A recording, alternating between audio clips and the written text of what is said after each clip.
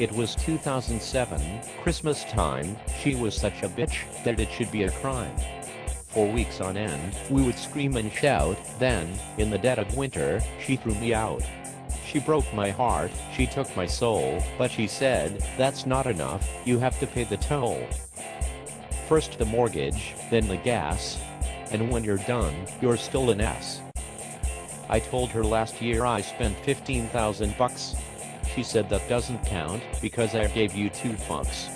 As time went on, I just wanted it to be done, but every time we spoke she wouldn't hear none. I said, "Let me talk, I want to be heard." She said, "Fuck off, you uncaring selfish bastard."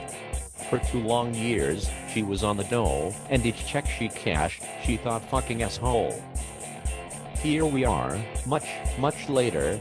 All this time, and I still fucking hate her. Fuck you, Andy, I'm gonna make you pay. Oh, well, we are talking, by the way, can you get the kids again on Saturday? But now it's over, now it's done. Now it's time to have some fun. Now I'm free, now I'm single.